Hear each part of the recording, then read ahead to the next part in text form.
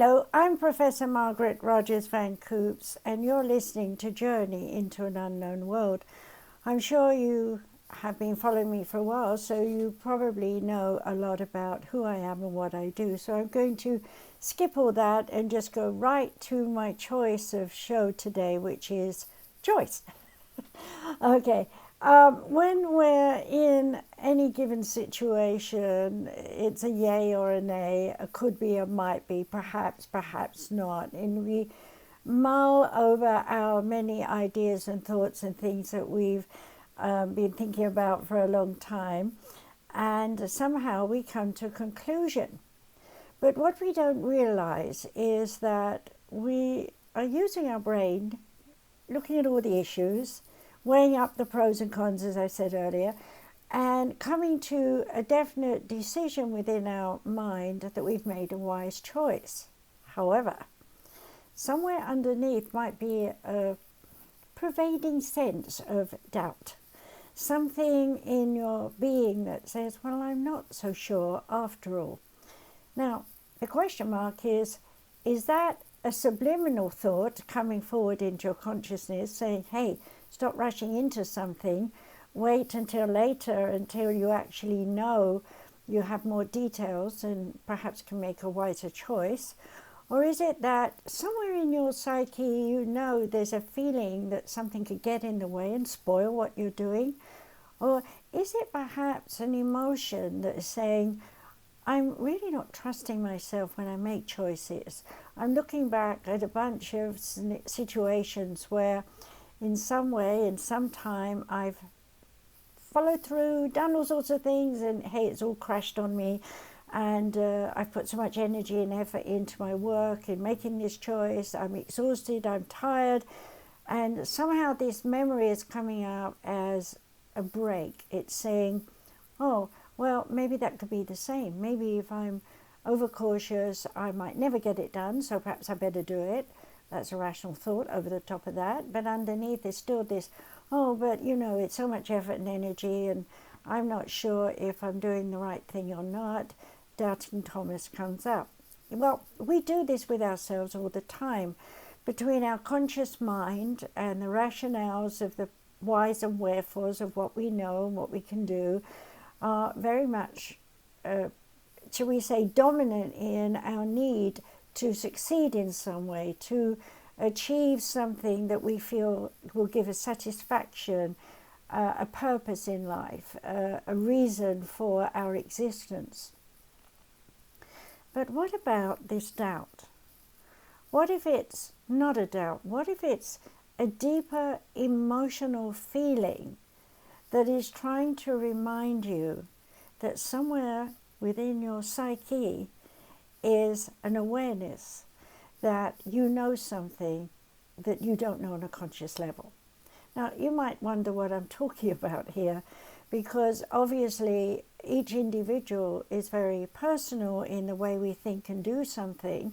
So even if we sit and chat with our siblings who've known us all our life, or a stranger, and voice our concerns, the input that those people will give us could either send us spinning into more doubt, more fear, more pain, more anger, more guilt, and not following through with our choice, to having perhaps a break in consciousness where we say, oh, well, maybe I should wait a minute and feel more relaxed for a while that you've made the right choice.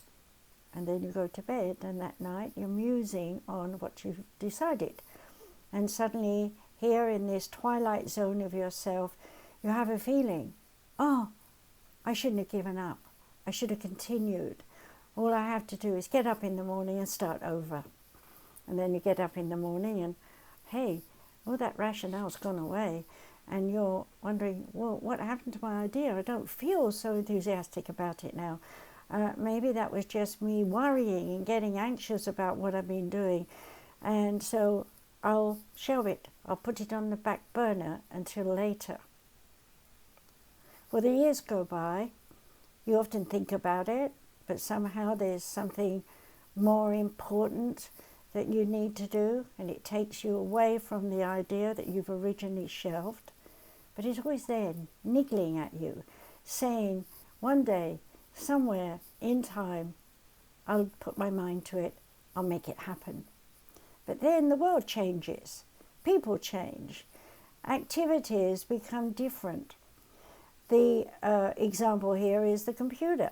I know that back when I was young, the idea of me having a school when I'm an adult and teaching metaphysical things was definitely a building.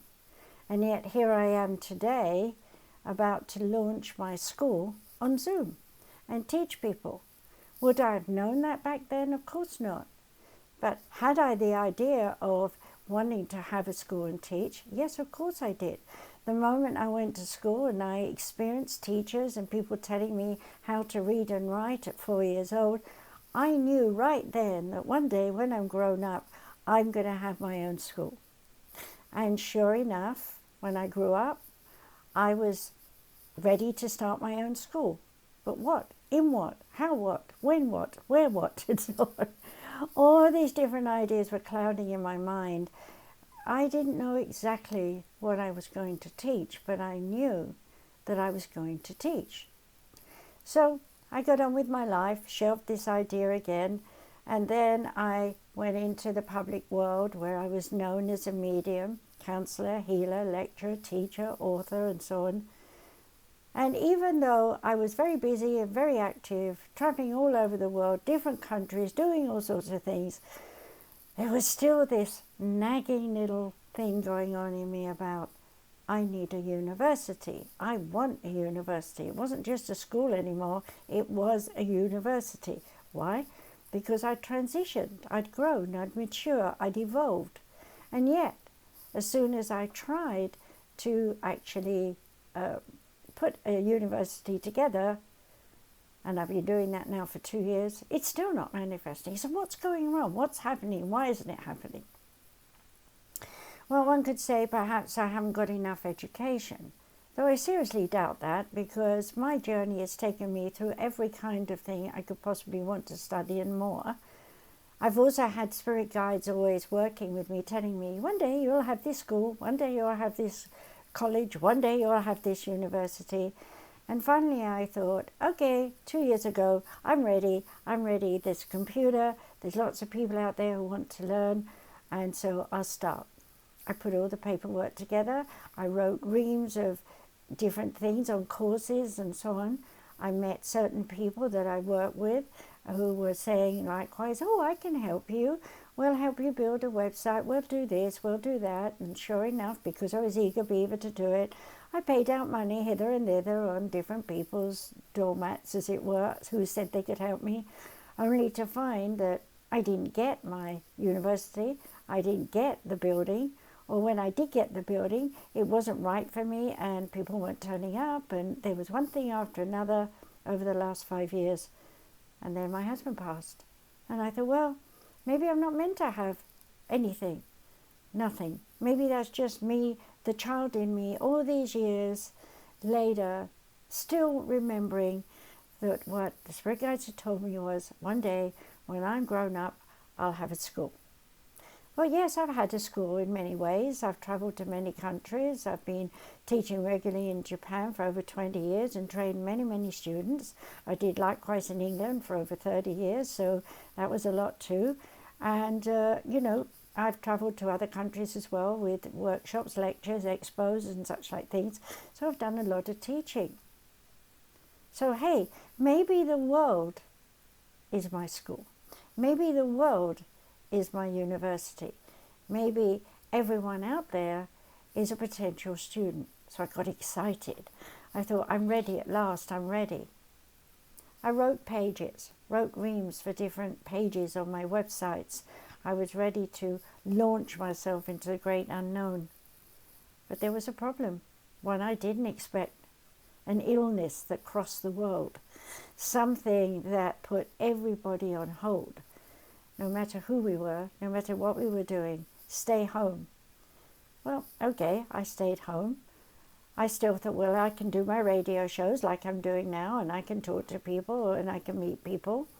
And I did. I met people. And once again, more people said to me, oh, we can do this, we can do that. And once again, I wrote lots of things, put them together, only to find that those people fell away. And now today I'm happy to say I've partnered with Katie Kamara, who's now Dr. Reverend, because she was able to go through my school and get her qualifications, as well as, of course, she's done a lot of study in Australia.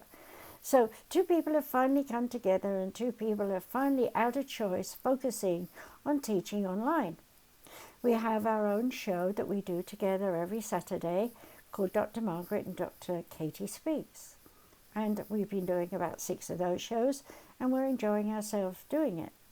Meanwhile, poor Katie, a busy bee with all my works, is trying to make websites. But hey, life happens. All sorts of events keep happening in our lives that take us away from the work that we want to do. And once again, I found myself sitting there saying, what's my choice? Is my choice still to do a university online? Or is it just to do things like this, a show every so often? Or do a talk every so often on Zoom? What am I supposed to do? And here I am, all these years later, no different from a 4-year-old child, saying, choice. What do I choose to do today? Now, of course, life isn't that simple that one can just make a choice and make it happen. There's something deeper going on. Where did I get this feeling right in the beginning that one day when I'm grown up, I'll have a school, a college, a university, as I grew with it? Well, the bottom line is we are all, that includes you, anyone else, encoded with a plan before we come into embodiment. Now, the thing about this nice little plan is that it's not known to us consciously. It's in the deep subconscious. It's in the soul structure coding of your DNA, your RNA, that has been similarly stimulated in your womb scenarios where you were growing there, and through your mother and father as you got born.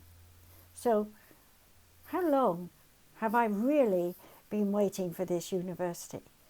Is it 1 generation, 5 generations, 30 generations, maybe even longer? Maybe I was around some, billion years ago with the idea of a school, waiting, hoping that one day I would be able to do it. Or let's go even further and say, maybe in the universe there are many spirits just like me who have been incarnating on earth over and over again, just waiting for the right time when each of us can come into the embodiment with the same dream, the same message, that one day when I'm grown up, I'm going to be in a school teaching, and I'm going to be teaching whatever it is I'm enjoying teaching in this life, and bring it to the table and share it with as many other people who want to share with me. Well, that's kind of where I ended up now, because obviously I have a wealth of knowledge and wisdom and have taught many different classes, courses on different subjects and topics throughout my life. But hey, I can't teach everything. I've only got one mouth, pair of eyes and ears that can only do these things one at a time. But hey, there are all those other people out there with a similar idea as mine. They've chosen whatever it is they want to teach, and they've probably travelled all over the place, up and down hills, round and about in towns, and off across oceans. And they too, somewhere, deep in their being, have been saying, well, when I grow up, when I'm older, I don't know what it is exactly, but I want to teach, I want to be in a school, I want to have some effect on the world. Choice. A choice to unite, a choice to stand alone, a choice to think that one is the greatest thing since cream cheese, as we say in England, to I'm not very good at something, I'll be a supporter and help other people who are better than me, until ultimately you realize, hey, I'm as good as every other teacher. What have you been doing all those years? Learning, evolving, growing, and becoming more than you ever dreamed that you could be when you were only 2 to 5 years old. Well, I can certainly tell you that when I was that young 4-year-old listening to spirit guides who told me I would one day grow up and have a school, that I thought with a child's mind. And when I got to be an adult and was famous in England, I thought, okay, I have to have a spiritualist school, because that was the in thing in those days. So my mind was all around teach psychic development, teach awareness, teach psychology and psychiatry, because I'd been into that with study work, my nursing, teach a bit of anatomy and physiology, and most important, teach how to heal. So I had a career. I was busy. I had lots of people coming in England to learn from me. I did lots of demonstrations, messages from loved ones on the other side. The rooms were packed, the halls were packed, and everyone was happy. And I felt something's missing. I'm alone here. Nobody really understands why I can do this, why I've got these skills and talents. Sometimes I didn't even know myself. But my choice was to stand out in the crowd then. I wanted to be seen. I wanted to be heard. And so I kept on practicing my skills and talents and going wherever I was invited to do whatever I could or couldn't do. Yes, I'll say that, because sometimes I accepted something when I had never done it before. But hey presto, channeling made it possible. And so wherever I went, if I couldn't say or do something consciously, I would go into trance, let spirit guides come through me, master teachers, Jesus, Siddhartha, Buddha, whoever it was, and they would talk through me and tell the people what they wanted to say. And in that sense, I would wake up and everyone was like, wow, amazing. And I'm like, I'm so tired. What did I say? I haven't a clue. Well, that didn't last for long, because I got upset, because I wanted to know what they were saying through me. So when I was ready, spirit guides turned around and said, okay, you will not be out of body, you will stay in body, and you will know what you're talking, what you're saying, that we're saying. That was great. So now I was listening. I was 100% paying attention. The trouble was, when I came out of that trance-like state that I was still in my body, I couldn't remember the lecture. So I had recorded it and I'd quietly listened to it on my own later. And so I realized that I was not ready to own a school, because I was still a student and my spirit guides were still teaching me. And so my journey went on. And in many different ways, from being in India to talking to loads of men who came to hear what I had to say in a time when men didn't listen to women, especially in India. So, there was great opportunities, and I wrote about these things in my book, My Journey into the Oneness. But more importantly, I was learning. I was learning that my ego was too big. I was learning that I was not the only psychic in the world who could do what I could do, because I was meeting others like me.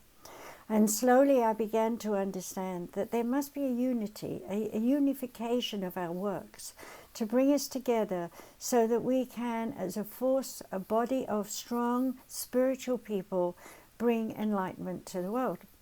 That sounded good, motivated me to go further on in my life.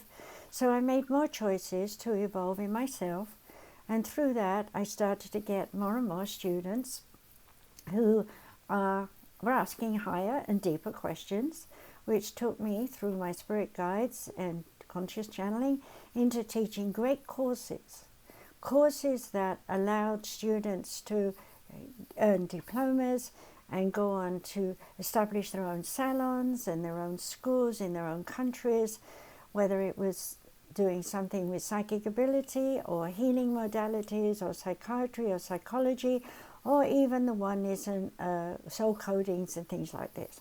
And ultimately my students kept coming back. They wanted more and more.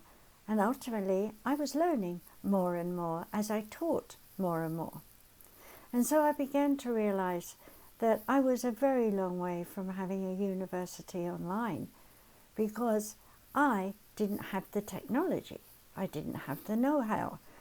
I was busy making videos, yes, just like I'm making this one, and making recordings of my shows too, back in 2010. So I was getting a bit more technical.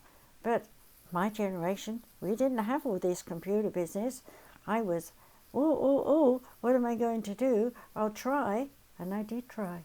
And for the times of what I was doing, I did reasonably well and I was satisfied. But now it ran away with me. Today, technology is so far ahead from me that my brain box is like, duh. But enter Katie Kamara, younger, half my age.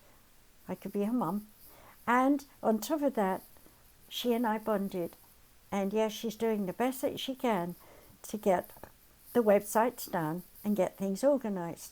But in the meantime, we've decided to do our show every Saturday and take a topic of interest and share it for 2 hours or so. And while that's going on, we're also individually doing our own shows. So we're out there and we're teaching in our own way. But those shows don't train people to get their certifications and the diplomas to go out into the world and to teach others. So we know that we need to begin that journey. But every day that we start to do something, something personal happens, something remotely distant that we don't know about affects us because of computers going down or because of viruses happening or whatever it is. And here we are, struggling yet again to do what we hope to do. Now, I ask myself, once again, is this the time? Is this the school? Is this the college? Is this the university? Or is this going down another pathway to something else? Perhaps we're waiting for some person who has the same dream to join us. Perhaps we're waiting for someone who already has these things and we just don't know it and we need to connect with them. So choice comes in what we decide to do. So we just make our choices day by day. We do our shows, we talk about our work, and we discuss what to do, and we are preparing. And so I'm here to tell you that we have so far easypeasysolutions.org, universalchristchurch.com, sumariseducation.com, and sumarisucc.com, askdrmargaret.com, and askdrkatie.com. But hey, those sites aren't built yet. There's bits and pieces. And Katie is the one who knows how to do all this stuff, and she is overwhelmed. And so I was thinking to myself, perhaps we're making too much for each of us to do, and perhaps we need more of a team member, some more people. So while I was moseying around today, I heard Spirit say, choice. So I said, what about choice? And they said, do a show on choice. Well, I thought I've done choice before. But then they said, choice is not about the choice whether to eat or not eat. The choice is about whether to listen to your inner voice, the spirit of the oneness, the soul vibration, the voice of God. Now, many people I know will say, how do I know that I'm listening to the voice of God? It might be my imagination. It might be the memory of my mother saying something from long ago that is just an awakening memory, and I think it's someone else talking to me. Or it might be that I read it in a book somewhere and I'm just remembering because I have a word association right now. There's lots of rationale that we could talk about, but does that really mean that it is the right time or the right mode, the right way to do something? We can never truly know, can we, unless we listen to our instinct, our intuition, our psyche. But most of us are not trained to listen to that. When we're young, we're not fortunate like I was to have a coding that made me know exactly what I was listening to, and that I had a voice in my head, and that I wasn't insane, but rather to run along and tell someone the message that I was carrying in my thoughts. And I did that for quite a while as a child. And I was really fed up with hearing my mother say, you've got a vivid imagination. But on the other side of the fence, she didn't stop me from giving my messages, because there was a part of her that was psychic too, though she never thought she was. But you see, we have to understand that each of us perceives our psyche in a different way. Some of us have it in the sense of inspired writing, and we just think we're very creative, a writer, but we can't speak it out. We can only write it out. Others of us speak it out and think we can't write. Some of us just do body language. Some of us do healing and just laying of hands or Reiki or something, and don't really know what they're doing with their energy. So you see, there's a lot of question marks in our minds all the time. Should I or shouldn't I? When? How? Why? What for? Am I wasting my time? Is someone thinking I'm stupid? Maybe I should stop because I don't want to be seen as stupid. Whatever it is that we're all trying to do, we all have our own personal little journey that's deeply encoded within us. Now, it might not be something that you know until you're in your mid-40s, because some of us don't wake up with an awareness that I have a longing, a desire, a passion to do something, because we spent most of our earlier years learning to survive in this world, and often having many ups and downs, some of them very traumatic in many ways. The reason being that we need to know how this world is in negativity before we can go forward in light and bright meaning to share whatever it is we have to share in order to help this world improve. At this particular time, there are many billions of people who are psychic on this earth, who are aware that they've got something to do, but they don't know what. They're waiting, hoping. And meanwhile, just like me, well, we'll try this, we'll try that, we'll see how it goes. And oh dear, when it falls apart, what disappointment, what dissatisfaction, what loss, what misery, what pain we go through. After all this effort, it failed. But you see, without the failure, we wouldn't have learned in the first place what not to do. And in understanding what not to do, we can move on. So we think. But times are changing. And what we were doing before might well have been too soon in a time when nobody was ready to hear it. So don't be too upset.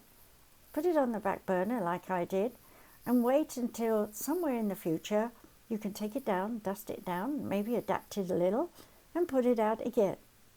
I can tell you that throughout my life, I have actually taken things off the back burner many times, and each time I've had to alter it, adapt it in some way, but hey, each time it was better, bigger, stronger, more vibrant in me, and therefore more attractive to others, which made it possible for me to go beyond boundaries, beyond my limitations, to aspire to do more, to give more, to be more, so that I could teach. And I have to admit that there are things that I never ever dreamed of teaching years ago that I've actually gone on to master and trained people in, and have had great satisfaction in understanding just how easy it was to teach things. One of the things that I had to face within me was that I came into embodiment with an army, if you like, of spirit guides, all with me, ready to talk with me, share with me, and teach me throughout my life. So as an active medium through all the days of my existence, I am never without someone talking, without someone reminding me of a lesson I've learned, or to take something off that back burner, dust it down and revamp it and put it up again, or to actually see what I'd learned back then and realize I'd overcome obstacles and was free now to do things without the doubt, without the fear, without the worry, without the anxiety. One of those examples was money. Obviously, being born in World War II, there wasn't much. And during that time, whatever money there was rationed. We had coupon books. I wrote about that in my life story, my journey into the oneness. Can you imagine having these tiny little clippings in a tin that the butcher would keep, or the electrician would keep? Everybody had their little tins that they kept, these little tiny clippings of everybody who'd come in their store, who'd been rationed to get something out of their store for pennies on the dollar. Excuse me, that's a memory, coughing up something from my past. You see, we all have issues about the past, and we all think we know what we did in the past, but did we really learn the lessons? And since I'm working on my throat chakra and I'm talking about my past, I want to cough and cough and cough. But obviously I'm trying to control it because I don't want to be blasty in your ear. I have to swallow a bit and take a drink. Bear with me a minute.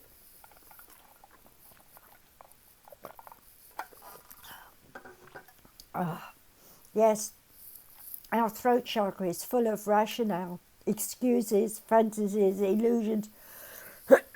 Sorry. And whatever we are doing, we store it in our throat.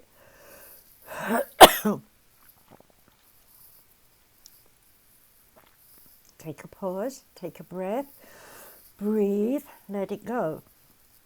What was I thinking while I was coughing? I was thinking, oh, I was going to talk about change. But here I am using the word choice. Yes, throughout our lives, we have choices, but those choices make us change. And so I now want to talk about change. Change is a matter of acceptance of what is going down. And as you accept it, you rationalize emotionally, mentally, physically, and spiritually. And in some wonderful moment, without even knowing you've had this wonderful moment, you make a choice. Aha, I'm going to do. And whatever that is that you're going to do, you launch yourself off with all the enthusiasm that you can possibly find without any doubt or any insecurity about it. Why? You've spent years training for it on the back burner, pulling it up, putting it down, putting it up, putting it down, and so on, in many forms. It might be you take a little bit of a part of it and you go out and make that a big thing. But over time you overwork it and you get bored with it and you get tired with it, so you put that back on the burner. And then you take out another part of it and you go out and you show that and tell that and do whatever until that wears out. But ultimately, however many times you've taken a piece of what you want to do out and put it out there, the truth is you're building your empire with bits and pieces until ultimately you have the full picture.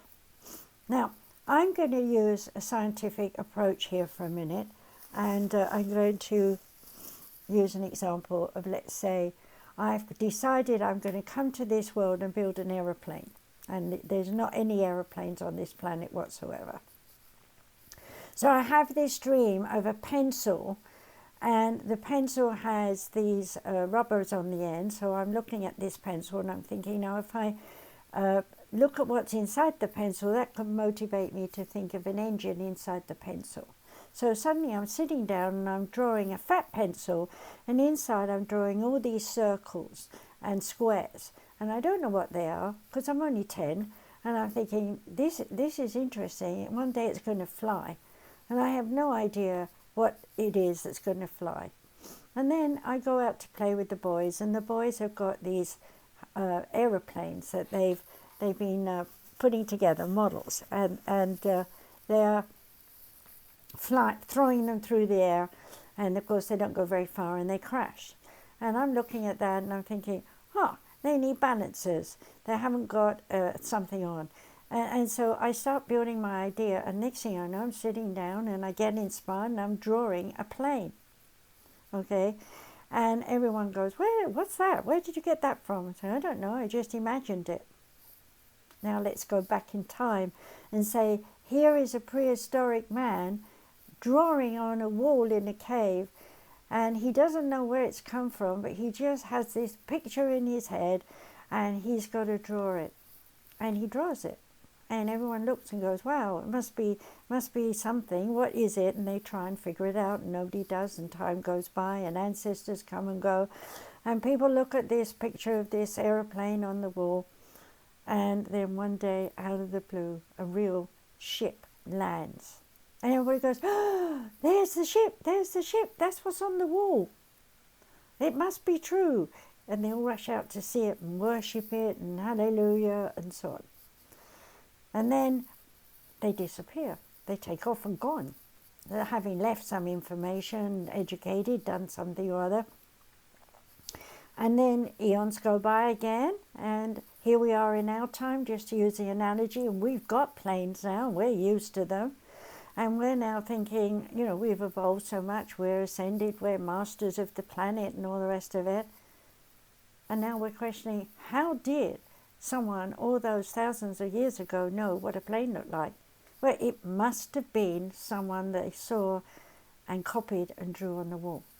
Well, that could be true, because after all, we do copy one another. We take someone's ideas and we adapt them, we draw them the best way we can. If we're an artist, we do paintings, or we try and make a likeness to someone's face or whatever it is. We know that. So why wouldn't we have done that in the past? But what we haven't allowed for is the fact that we've all had psychic ability since the dawn of time, because the psychic ability is our spirit. And our spirit lives in a body. Now, whether we're an ape-man or whether we're born today, we have consciousness. And consciousness was there because of the spirit awareness in the body. The spirit awareness gave the body the 5 senses: to see, to hear, to feel, to touch, to smell, to taste. Okay? And so what you would go around doing is no different from an animal, a dog, cat, whatever it is that you're used to. When they're born, what do? They mew and they crawl around, they sniff everywhere, and they peep and poop until they learn to train to control it. And then their eyes are looking and they're focusing, and they know you versus your husband or children, and they build a relationship emotionally with you. Okay? The only thing about animals is we can't tell if they're having a psychic moment until they start mewing and staring at something in the ceiling that you can't see. My dog is always barking at nothing in the room, as far as I'm concerned, and I'm a medium, and I cannot see what he's barking at. So I want you to understand that our psyche can give us a POV image of something that is yet to come. And so it's very possible that early cave people drew images of visions that they had in their head because they didn't want to lose it, didn't want to forget it, so they drew it. Okay? Now, if you think about different great philosophers of the past who drew and paintings, and they put aliens in stars and spaceships in their paintings of angels and things. And why did they put that? Where did they get that idea that there was a planet or a star or something? Was that inspired? Was it an image? Did they have it in a dream? We don't know, because we're not sitting next to them, talking to them. And today we question, how did these people know? And I want to be able to say to you, they were psychic. They were listening to their spirit self, and they were listening to what they could tell was the future. So coming back to my analogy of I am a young child, 2 or 3 years old, knowing I'm going to have a school when I grow up, and actually going all over the world teaching in different formats was like my school. And having an actual building for a while, which didn't work out very well. So, all those things I made come true. But the reality of the school is the earth is the school. And you and everyone else who lives upon this earth are the students of this school. And so whether you're learning how to drive a car today and thinking this is my future and I'm going to be a car salesman, or whether you're in a laboratory looking at blood and thinking that when you're fully qualified and trained, you're going to be a phlebotomist and save the world from viruses and diseases and so on with research. It's all relative to the now, the influences of things that are going on around you. And if you're into your psyche, you will have these moments that override everything you think you're doing in a rationale with an imprint, an image, something that is important. And it is, as I say, important that you write it down. Because if you don't, you're going to forget it. So that in itself is a choice to stop whatever you're doing, open up a book that you keep for messages from yourself to yourself, and write that down so that you don't lose it. In fact, I was recently reading some of my channelings that I wrote down back in 1982, and so much of what was written has come to pass, and I've moved on beyond it, as well as things that have happened in the world, such as Egypt, Turkey, Iran, Sudan, all these areas of things that we've been through, I was writing about in the late 70s and early 80s. Okay, so we as psychics intuitively, instinctively know these things. But when I did that, did I know what kind of guns they were going to use or how the soldiers were going to be dressed? Of course not. If I'd have dressed up those people in my consciousness of those days, I'd have put them in the uniforms of soldiers of World War II, because that's all I knew. Today they wear camouflage, and they're not green, they're brown and look like sand and desert and all sorts of things because they're in the desert. But would I have thought that? No, because even though my dad was in the desert with tanks, they just had khaki.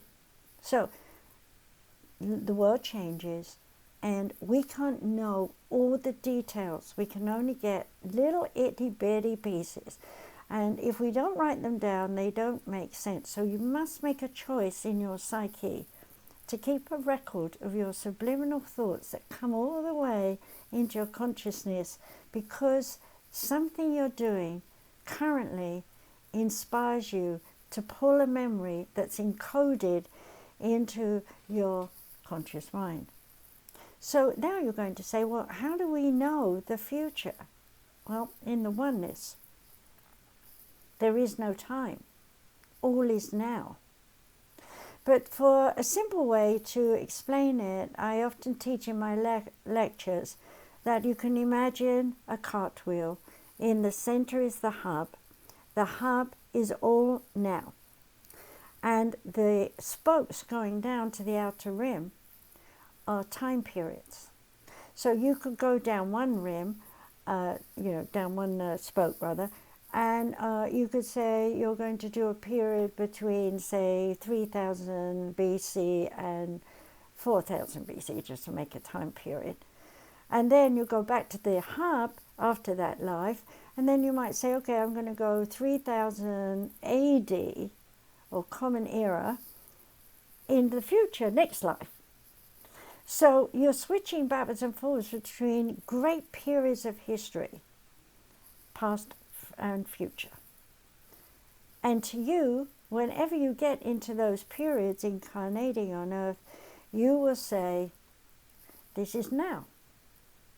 And wherever you are in the world, or in this planet, then you will say, relative to the times, I had a little vision, something futuristic, or something from the past. I know I didn't know it, but I just know I know it. Okay, I didn't learn it in school. I didn't go anywhere. For example, I was looking at somebody melting some gold one day when I was a child for a ring that my mother was having done. Something was smelting, was doing something, changing it. And I suddenly was looking at this silver, thick silver, hot, dangerous hot is how I felt it, liquid pouring out of a cup. Years went by before I found that was molten lead. Now, that had to be in the past, okay, because they used a lot of lead that way in those days. But I didn't know when, I didn't know where, I didn't know what country, I had no details of it, okay, until I was watching a show about how they used to lead line wooden boxes to protect the coins and things that were traveling on ships. So they were very heavy. And a lot of that got drowned into the ocean or buried on islands, Treasure Island. Okay, I don't know where, I wish I did, then I'd be very well off. But why do I get those little things? Because the psyche is saying, believe yourself. When you get a little bit of something you don't know, and then later science or people or books or records reveal that you are confirmed of those things you didn't know, then you're going to believe your psyche and you're going to adapt and change according to more messages that come in the future. So my pathway was very much a journey of discovery all the time. Sometimes I didn't know if I was looking at way in the past or what century or what people were around, to other times when I was way in the future. I could tell you 1,001 examples that I know, but I can't prove it. So today I'm hearing people in science fiction scenarios or ancient aliens say things that I was saying in my 20s. For example, Spirit showed me, and I've been writing a novel about this for years and I've never finished it, that we have come way distant future and the planet is dying. We've learned time travel and we have come back in time to way in our past to reorganize and restructure the world. I won't say why because I don't want to spoil my book. But what I do want to say is I was watching Ancient Aliens just last night, and lo and behold, there they were saying about time travel from way in the future to the past. And I'm like, finally, someone's saying what I knew as 11, 20-year-old, somewhere in that time, that Spirit was telling me, and no idea how I could prove it or disprove it, so keeping it to myself. And now speculation, because we understand the cosmos more, and we understand whirlpools and deep holes in the atmosphere. Oh, I can't think of the words. I'm sorry. I get spirits in my head and they just get in my way. Please leave me alone. Okay, they're saying any species that we think about that come here have come and gone in so many different ways for so many different times. We've been 35-foot tall creatures, very big, to tiny little beings that about 2 foot tall. So why would we have different forms and shapes? Because they are relative to the times and places and spaces of human nature, in not necessarily always human. We could be aliens. So we've been all over the place. So why would we want to mix them all up and get confused? So everything is simplified, and we only remember relative to what we need to remember for this time period now. And speculation on laying the wrong stones in the wrong format is not a case scenario, because yes, we make mistakes all the time, and the mistakes are how we learn. So for example, when the spaceship went up and the teacher was on it and it blew up, I knew as soon as I heard a voice that that was not going to be a successful trip. I tried to call Jodwell Bank, nobody would believe me. Unfortunately, I could not stop it. Why? Because it was history from a time that I'd been in the future where I knew about that. That wasn't a prophecy, that was a known fact, because that was a lesson at that time in teaching what not to do. And I even know why it blew up, because electrical shortage into the fuel system blew it up. But I couldn't get anyone to listen to me, so it wasn't meant to be changed. There are many examples in my life that I've known what will happen and I could not prevent it. I've tried and I've not been able to. And each time I've cried a lot afterwards and asked Spirit, why didn't you help me? And they'd say, because you were not meant to change what is. And I'd say, but so many thousands died or something. And they'd say, but that was part of it.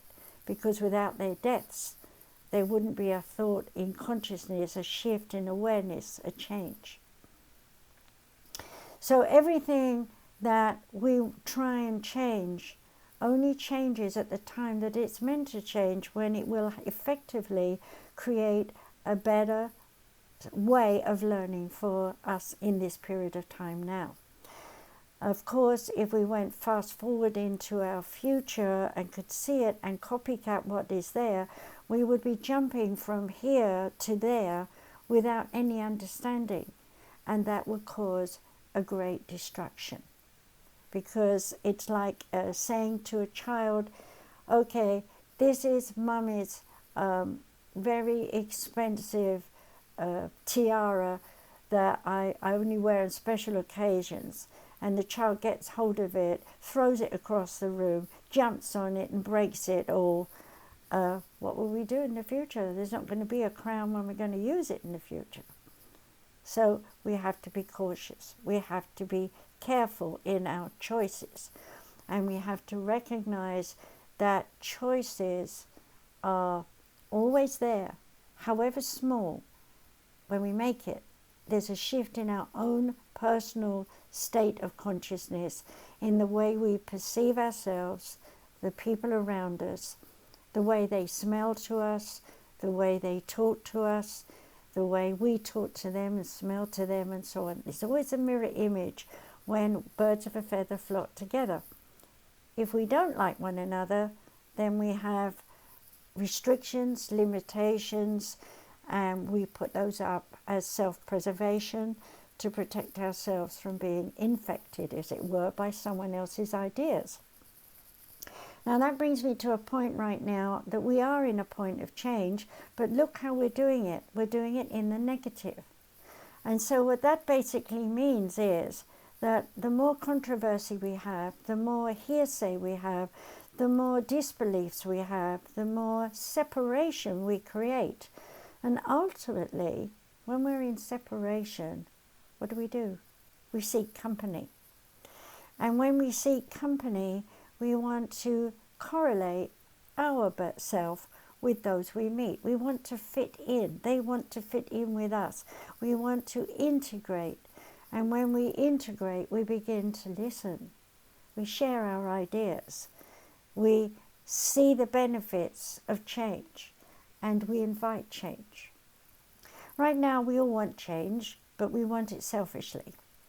We want everybody to do what we want. And we want it the way we think about it now, because we're sure that we know what we want right now. But how do we know how what we want right now is going to suit us in another 20 years? We can't see for sure what 20 years in the future is going to be like. We can speculate, we can guess, or we can open up our psyche, if you like, and get a few visions and write about it and tell people in the future, I see this and this. But generally, most people, they'll think, oh, you're a bit of an idiot. I can't see that, so it doesn't make sense to me. So I don't really believe it. So write it down.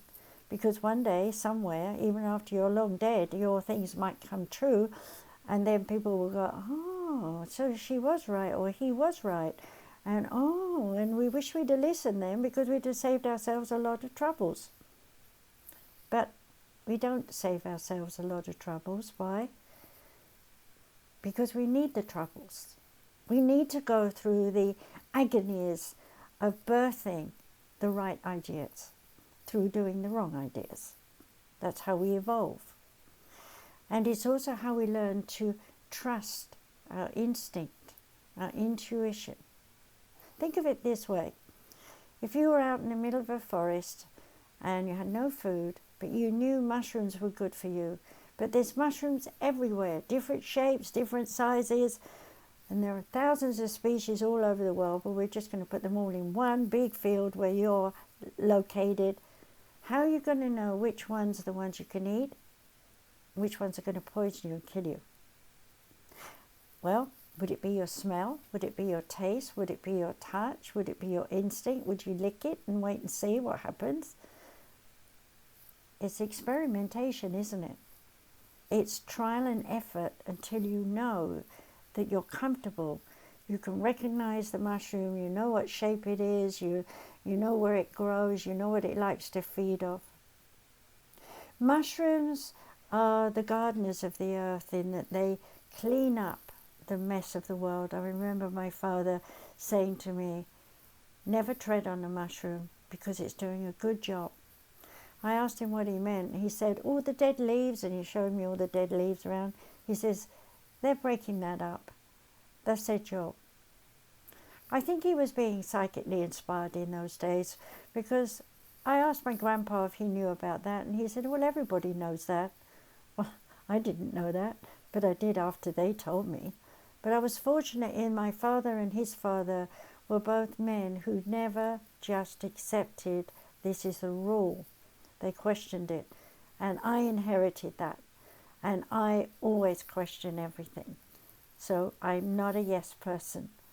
But on the other side, I'm not a no person. I'm an open-minded person, and I'm always looking for some new information, some clue that would validate whatever my spirit guides were telling me. And yes, I did have ancestors that were psychic, so it's in my genes. And if you're listening to this and you have some talents and skills that your current parents don't have, doesn't mean it wasn't their job. It may be they just carried the gene so you could get it, so you could manifest it. You see, somewhere back in time there had to be some psychic relatives or some artists or some, who painted that picture on the wall in a cave was an artist, okay? So we all have to realize that we have talents, we have skills, and we have a choice to use them. And if you turn your back on yourself, as it were, and say, oh, I'm not good enough, this is just my doodle, it doesn't mean anything, throw it away, especially when you're on the phone and you're not thinking, you're doodling away. I would say to you, don't throw that doodle away. Put it on a paper clip somewhere nearby and muse on it later as to what that seems to mean to you. Is it a symbol? I used to draw a lot of boxes. One day I thought, I don't loads of boxes while talking to this person. And I got the idea afterwards that the person I was talking to had every little question, answer, and thing I was doing with her.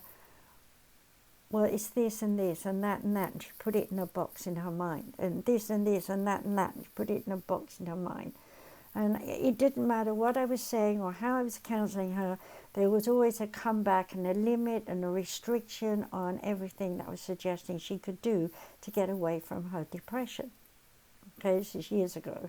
But she was a very, very important person in my life for me to learn that lesson about psychology and psychiatry, that people put themselves in a box and they throw the lid down, okay, and say, this is my world and this is all I know and I have no choices. I'm fixed in this job. I work from 9 to 5.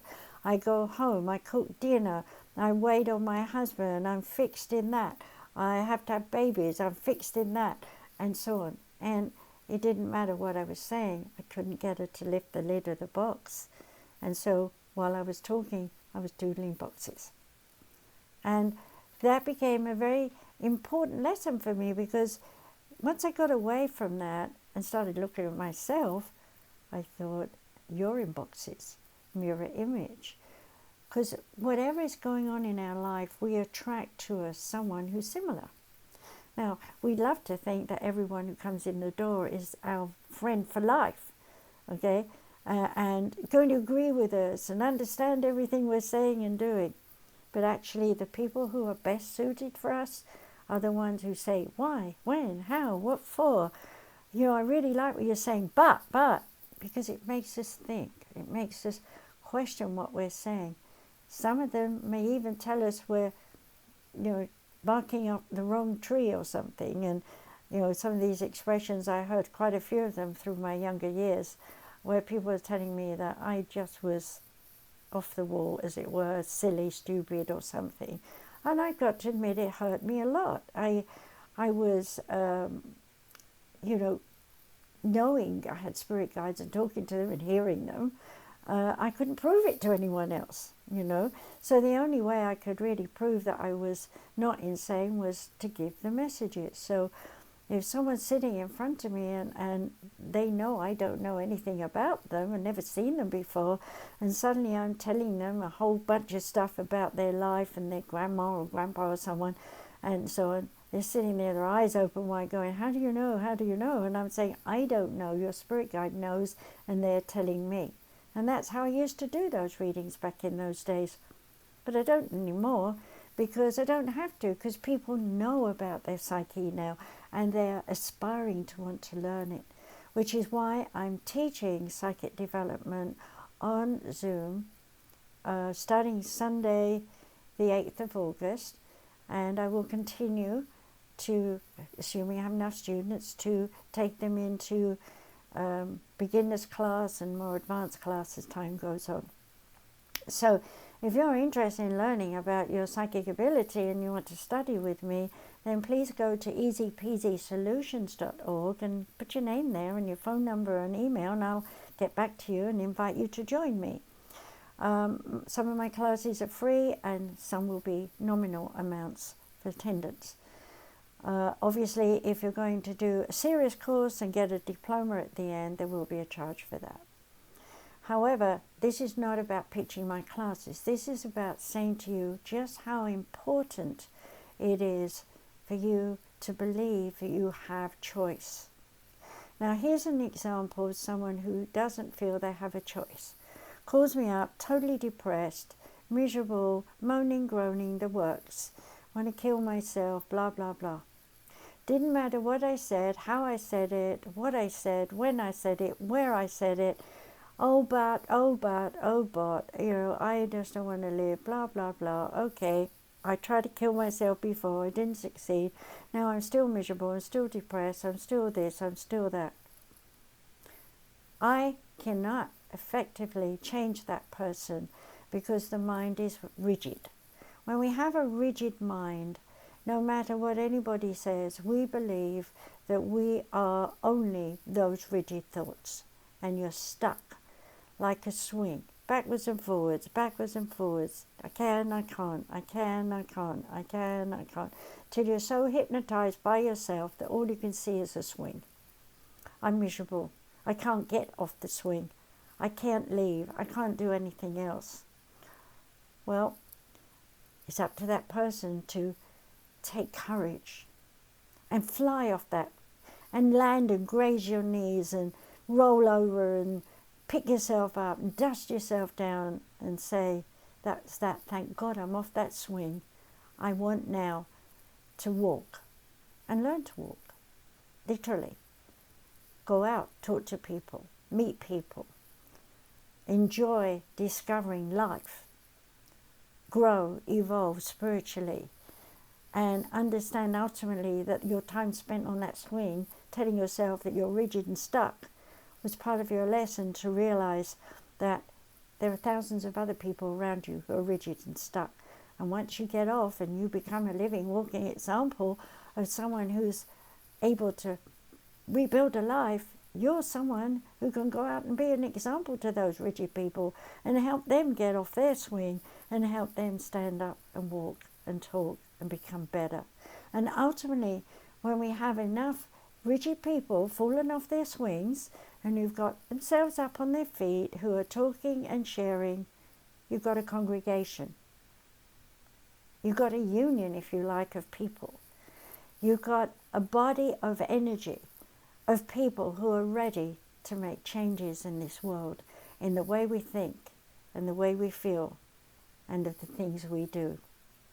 Right now, there are billions of spirits in spiritual form here on earth as ascended masters, if you like, brilliant people who have skills galore, who are bringing their awareness into this life so that children of the future will have a better world to live in. We need to listen to them. We need to understand that their philosophy and theology and spirituality is a key to our future. There's not just one person like me, there's billions of me all over the world doing whatever they can right now in their own way, according to their styles of life, their coding, their ancestors, and the many, many other things that they're going to do to bring light to this world. But unfortunately, we had to have first the wrongdoers, if you like, those who would come in and shout money and shout medicines and shout, whatever countries dominating wars, I'm the king of the castle scenario. We've got to get rid of that now. The Piscean age is ended. That's what that was all about. Conquering and controlling and manipulating. And now we're in the Aquarian age. As I said in my 2-hour talk, if you go and listen to that, you'll find out so much more. And in the Aquarian age, we're here to listen, understand, share, and rebuild. And that rebuilding is not about mine versus yours. It's about ours. So unification, country by country, coming together to rebuild the infrastructure. It's very important because you know how much damage has gone on because of the world's climate scenario. And then think about how many people have passed on because of virus, several of them over the past century, cutting us down. And then think about how much we've multiplied our numbers in spite of that. Why are there so many entities here in body on this planet? Because this is an assimilation of the Piscean age into the Aquarian age. When so many are gathered together, there must be change. And when so many die, there must be change. And so many live on with new ideas, there will be change. So change is upon us, whether you like it or not. Countries will change, lands will change, oceans will change, the weather will change, everything will change. So why hold on to what was? You can't stop it changing, but you can go with the flow of the change, and you can contribute bit by bit in your own way to the change. Now, whether it's holding hands with a whole bunch of women and saying your Lord's Prayer, or standing in Jerusalem at the temple wall praying for the peace and unity of that part of the land with hundreds of other people, or whether you're in Africa hoping that you'll find more water and appreciation of more lands to farm them instead of leaving them arrogant, what's the word, not the word, arable land, let them be used, in other words. I'm sorry, I get spirit crossing words over in my head. So using the land wisely, not raking it not raping the land, but rake it and farm it and grow something. Okay? We have to learn we cannot be destructive. We have to learn we cannot self-destruct. We have to learn that we must appreciate every ounce of our being. Our body is a sacred temple. We've heard that many times in many different religions throughout many ages. And yet we still fill it up with rubbish food. We still use drugs of things that are not meant for our body, whether they're pharmaceutical or street drugs. We fill our lives with rubbish thoughts and ideas of fear, pain, anger, and guilt. We fight one another over issues that normally would be just washed aside because we're on drugs or something. We want to own everything and complain, and we always want to be right. The list goes on. we have to make a choice to stop that. Conscious mind is a liar and a cheat. The conscious mind will say 2 and 2 makes 22. Well, it does if you put them side by side, but 2 plus 2 is always 4. But if you think about 2 plus 2 equals 4, okay, what about 1 plus 3 equals 4? See, there's a variety. We all have a variety in the way we want to look at things. The ultimate thing is, though, the result. We want 4, we don't want 22. Those who say 2 by 2, side by side, is 22, will move off into a more, shall we say, dreamy state, a metaphysical state. 22 is a higher number. It's a vibrational number of unity with the oneness. But most people don't know that. So why would they think about that? They're back to 2 plus 2 equals 4. Now, we can have a variation on a theme. 1 plus 1 plus 1 plus 1 equals 4. Once we start expounding, we start getting complicated. And here we are with computers, 1 plus zeros, over and over again. Yes, no, on, off, on, off. For someone like me who's a medium, I can't get my head wrapped around this. It's not my coding. Younger people coming in, it is their coding. They've got it included in their coding. Their brain can deal with ones and zeros. I don't. I deal with colour. The vibration of colour is sound, and sound is a resonation, a reverberation. In the future, sound will be the energy source that keeps our houses warm, our planes in the air, and so on, if they are called planes by then. So we are evolving away from what was into what will be. And as you know, human nature never lies down easily and rolls over easily. There are always those who fight to keep the same versus those who fight to bring the change. And what we have to understand today is that we don't need to fight. We need to explore. We need to understand by exploring, touching, smelling, tasting, using our 5 senses in a daily sense to know our surroundings, the people we're with, and to, above all else, rebuild our world in a way that we are all friends. Now that doesn't mean that we all have to agree. Yes, I love your candles and your candles are better than my candle and all that. No, that's not going to go away, because that's just everyday stuff. But the pioneering nature of mankind always needs a leader. So whether you're a Rembrandt or whether you're someone of the future who's going to come down and do a something and leave a mark, we all need it. Okay?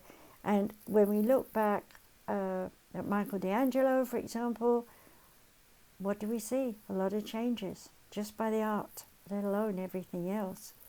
So the world is full of needs of leaders, and we have them if we just stop and acknowledge that they're here, and they will be here for as long as they need to be here to do the things that they came to do. And I have to admit, I'm here to do the things that I came to do, and I'm still doing them. So I hope I'll be here for quite a while yet. But that is not about my ego. That is about a sense within me that I've had since birth, that I'm here for a purpose. And obviously I'm still learning, because I haven't ultimately found my true purpose. Whether it's to build a university online or do something else, I won't know till I do it.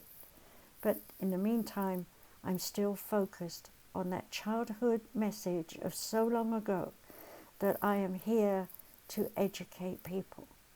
And in doing that, I have been shown my past lives that are relative to education, and I've been shown my divine love in terms of why I'm here to help people love one another, and that's good enough for me. It's not about my ego. It's not about I need praise or adulation. I am driven to teach, and I will do that until my last breath. And on that note, I want to say to you, what are you driven to do? What is your calling? Have you made a choice yet? Have you even listened to yourself in the deeper parts of your being to get the calling, to get that sense of I have something to do, something to give to everyone? Because we all have something to share. And when it's done, you'll leave. And when you'll leave, you'll be up in the oneness with all the others going, well done, now what's next? So on that note, I want to say to you, thank you for listening to my show, Journey into an Unknown World again. I would really appreciate it if you could spend some time sharing the information of not just this show, but other shows, because I have over 130 shows that I did way back from 2010 until 2016. And then with the passing of my husband in 2019, I kind of had a dormant period, and I'm back now, not just doing radio shows, but actually talking and teaching on the SoundCloud. So Journey into an Unknown World is still my theme, because for most of us, we're always learning, and when we start to learn, we are on our pathway into a journey into an unknown world. So I hope you'll come back and listen to more of my shows and learn more of the things that I've been teaching over the years. And I do also want to remind you that when I do these shows, especially in the earlier ones, I was channeling. I wasn't asleep. I was like I'm talking now. Today, I've mostly been me. 3 guys pop in. You saw I get confused sometimes because they're talking to me and I can't get my words out. But I'm trying to just be the teacher and share with you things that I know from now on.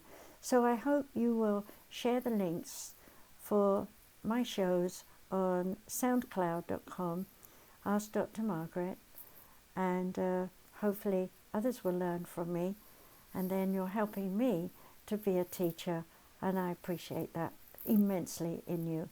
So be well and take care, and please enjoy your life and the choices that you have to make. Bye for now. Till next time.